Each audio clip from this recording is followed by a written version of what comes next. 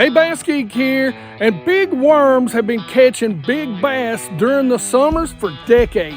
But most anglers get stuck on one certain style. But the truth is, a big ribbon tail worm and a big straight tail worm, well, they excel in very different places. Today, Fishing Geeks, I'm going to show you where you need to be throwing each one to maximize your fish catches when you're out on the lake. All right, I got something for you. All right, geeks, every single month we do a giveaway from Tackle Warehouse. I go out and buy $50, spend $50 of my money on the baits that I think are going to work really well, at least for me, hopefully for you, and we put them into a box and give them away. Now, we normally take two of those baits or one of those baits and break it down and talk about it, how it's going to work. So here's what's in the Tackle Warehouse box that you are going to win. Now, by the way, stick around till the end and we will announce the winner to the May Tackle Warehouse Bassgeek box. All right. So right off the bat, it's a great time to crank during June. And I love to deep crank. We've already been doing some of that, but I hooked you geeks up because some of you may not be or have the luxury to crank deep, and some of you may be in the middle. So this is a Bill Lewis MR6. This thing is going to dive right around about 6 feet deep. So still going to be a good summertime bait. I think this is in a color called Cellmate. So this is a bait that I'm extremely excited to get some of you geeks hands on. It is a flutter spoon, but this is just a 1/2 ounce flutter spoon. And I tell you all the time, the Mojo spoon from Nichols is an incredible little bait. You're going to love this thing. Whether you pond fish, whether you creek fish, whether you fish from a boat bank or kayak, I'm telling you, this is going to be a spoon you're going to fall in love with once you figure it out. It is deadly in the summer. And you know it's summertime, geeks, you know you better have a topwater bait, and this is a great one. This is the Zara Super Spook. Something that I love about these, they're actually silent, but they have a weight in the back that allows you to cast them a country mile, and they've got that feather treble on the back. And let me tell you, when you're out here like we've been out here today and those bass are chasing some smaller shad, that feather treble will actually get you more bites.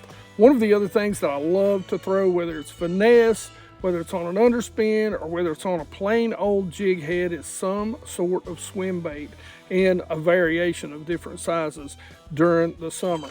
And this is one of my favorites right here. This is the X-Zone Swimmer. It is a 3.5-inch bait. Now we're going to talk about worms. We started this video talking about worms, and that's where we're going to go. One of my favorite big summer straight tail worms is this worm right here. One of the biggest reasons is that tail floats up.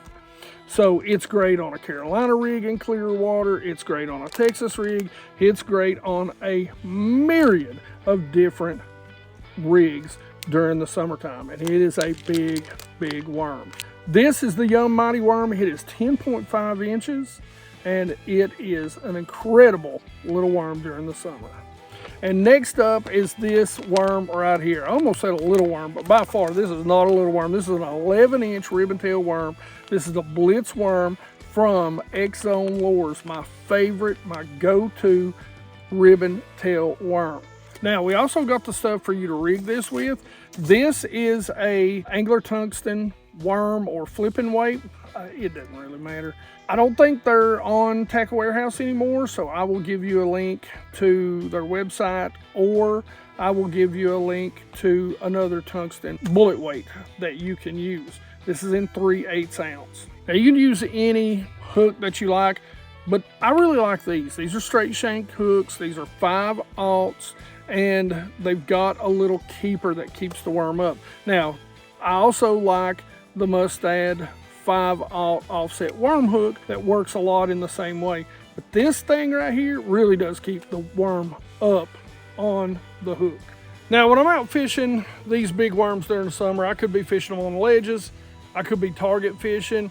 It really depends on which worm I'm throwing, and we'll talk about that a little more in just a second. But Now, as always, I got another worm rigged up. I don't want to use Urals. I don't want to lose one of Urals worms. I don't want to open the pack. It's Urals. I'm giving it to you. But for me, I like a 7/6 medium heavy fast action. This is the Worm and Jig Rod by Douglas. This is a $99 rod, and it is freaking great. We've caught bass on jigs using this last year. I mean, we've caught them doing a lot of different things. This is an incredible rod, and you know, there's even a discount down in the description for it to save you shipping, save you some money on it. Now, we've got that teamed up with a VLD10 from Fitzgerald. This is a great reel. Last time I checked, they were on sale. Trevor from Fitzgerald told me they're not going to be selling these anymore. So if you've got some and you like them like I do, you better get on there and order them on Tackle Warehouse. And like I always say, we don't do memberships or Patreon or any of that stuff. Best way to support the channel is do follow those links to Tackle Warehouse. If you're going to buy from there anyway, just use our links. It's easy. Now, when it comes to reel speed, I'm probably going with anything that is 7.2, 7.5 and above, especially if I'm out in open water on ledges. You know, into the 8s works great. With this, I've got it teamed up. The line that I'm going to use is K9 Pro 100 100% fluorocarbon, and just depends on how much cover you're throwing into, but a good all-around size is that 15 to 17 pound in the K9 fluorocarbon. Now remember, 100% Pro 100, 100% Pro 100. That's what you want when it comes to the 100% fluorocarbon. All right, let's talk about how we fish these things. Now, when it comes to straight tail versus ribbon tail, my opinion is the more that you need action, the more you need a ribbon tail. One of the things that I love to do, and a lot of people will tell you, if you're flipping baits, don't use a lot of appendages. Now, if you're in grass, heavy grass mats, that's probably absolutely true. But if you're throwing into wood or you're throwing into brush piles, a ribbon tail is where I want to be. If you're in dirtier water, a ribbon tail is where I want to be. If you're anywhere where you need a lot of action, a lot of drawing power, overcast, wind, that's when a ribbon tail is going to shine, because you're going to get that drawing power, that action, a little bit of water displacement that you're not going to get from a straight tail. A straight tail is 110% visual. So where do I want to fish a straight tail? I'm not going to flip it in wood. I might flip it in grass mats, that might be a thing. But I'm going to fish that out there on the ledges, on a Texas rig, on a Carolina rig, when it's clear water, when it's slick conditions, when the bass are super pressured. I'm going to put it on a mag shaky out there. I'm going to make sure that bait is standing straight up, and I'm going to be able to bring it back to us. There's a lot of different ways we're going to fish that, but I'm going to fish that more in open water. I'm going to fish it in more clear water now. You can adjust color, especially if you've got schools and you know exactly where they're at and you're casting right to them. You're putting it on their head. That, and it's a little darker, a little dingier water, that straight tail worm, yeah, it's absolutely going to work because you're targeting those bass. You know where they are. But if I'm in a little dingier water, I've got an overcast day, I've got, you know, a little bit of chop on the water. Let's say I'm just throwing a Carolina rig. If I've got those conditions, I'm definitely throwing a ribbon tail. If it's the exact opposite conditions, if it's dead slick calm, high sun, clear water, 3 foot, 5 foot, 10 foot, like we've had here today, 10, 12 feet, I'm dragging the straight tail on a Carolina rig. I mean, on a Texas rig, same thing. So you want to think about these two worms when you need a little flash, a little vibration, a little action, versus when you want less action, less flash, less drawing power. They're going to see it. They're going to think, dang, that's a big worm. You're going to put it on their heads. They're going to eat it in those more pressured situations. Straight tail, in those situations where you need a little more flash, a little more vibration, a little more action, a little more drawing power, dirtier water, that sort of stuff, that's where you want a ribbon tail. So don't get stuck throwing your favorite worm.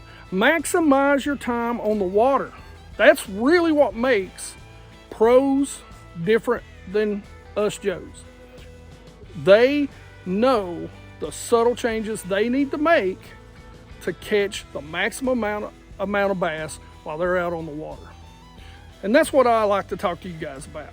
That's the deal. That's why we cover patterns and stuff. I like to talk to you about that sort of stuff. Now, you know, when it comes to hook set and stuff, I mean, you know, it's going to be just like a jig. You got a single hook, you're going to come straight up, you're going to set the hook, you're going to get them out of that brush if it's on a ribbon tail, you're going to get them up off that shell bed or off that rock if it's, you know, a straight tail, you're going to get them to you. Now, once you get their head turned, get that rod tip down, crank, crank, crank, crank, crank. You ain't playing them, don't dilly-dally, don't pussyfoot. You're going to get them to the boat. It's a big worm, it's a big hook. Sometimes you're going to get them right at the tip of the lip, and so you don't want them jumping around doing a lot of stuff. Rod tip down, crank, crank, crank, keep the bow, crank, crank, crank, get them on a thumb, boat hop them, or put them in the net. There's your three options. Get them there fast. They're going to get off if you don't. All right, so now I know what all of you have been waiting for. How can you win the box? We always wait until the end. Now, by the way, last month's winner is right here. All right, geeks, let's see who won the May Bassgeek box. Big plus already checked. Do a little math. Let's get those comments. 80 unique comments. We appreciate you, geeks. Let's see who won the box. River Rat Bassin, swim bait. That's awesome, River Rat.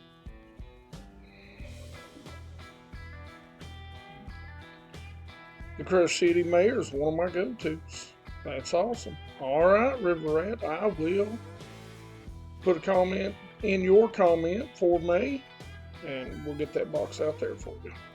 I think that's the way we're going to do this from now on. We're going to do the giveaways. We're just going to, the next time we do the box hits, it'll be at the end of the Bassgeek box, who won last month's box. It's just the easiest way for us to do it. So you're going to have to watch, because they don't come out on a specific date. We put them out, you know, Sunday, Tuesday, Thursday. So watch those videos. So how are you going to win it? We're going to go hashtag big worm, all one word, down in the comment section below. So to be entered, hashtag big worm down in the comment section below, and we will draw roughly 1 month from now when the next Bassgeek box, when the July Bassgeek box comes out. So now, for you geeks that are really interested in that Mojo spoon, I've got an incredible spoon video that we just dropped, and you need to go check out right here. Otherwise, questions, comments in the comment section below. Like it if you like it. Don't forget to subscribe. Make sure you ring that bell. Be part of the 100% Watch Squad, because it helps us out, and you geeks rock.